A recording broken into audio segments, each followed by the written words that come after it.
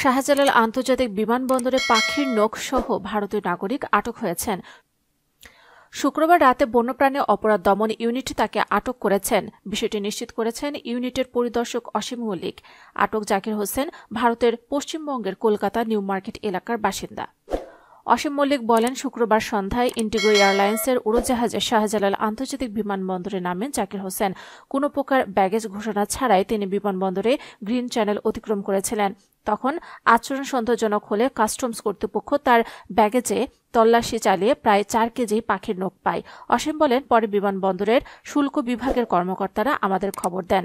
Baggage থেকে প্রায় 4 KG পাখির নখ, একটি পাসপোর্ট, মোবাইল ফোন, ইন্ডিগো এয়ারলাইন্সের টিকিট সহ রাত 11টার দিকে জাকির হোসেনকে আটক করা হয়। নখগুলো ময়ূরের মনে হলেও নিশ্চিত হতে ফরেন্সিক ল্যাবে পাঠানো হয়েছে বলে জানান অসীম মল্লিক। তার বিরুদ্ধে শনিবার বিমানবন্দর থানায় মামলা হয়েছে। প্রাথমিক জিজ্ঞাসাবাদে জাকির হোসেনের দেওয়া তথ্যের বরাতে পরিদর্শক অসীম মল্লিক বলেন, জাকির লাগেজ ব্যবসা করেন। প্রতি সপ্তাহে অন্তত 2 বার ভারত থেকে তিনি বাংলাদেশে লাগেজ বহন ও হস্তান্তর করেন। আসার সময় বিমানে এবং যাওয়ার সময় বাসে ভারতে যান। পরিদর্শক অসীম মল্লিক আরও বলেন, এসব নখ চীনে পাঠানো হয়, যাতে সেখানে বিভিন্ন অলংকার, কানের দুল, বোতাম সহ খেলনাপাতি তৈরিতে ব্যবহার করা হয়। মামলার বিষয়টি জানিয়ে বিমানবন্দর থানার ওসি এরশাদ আহমেদ বলেন, আটক জাকির হোসেন তাদের হেফাজতে আছেন।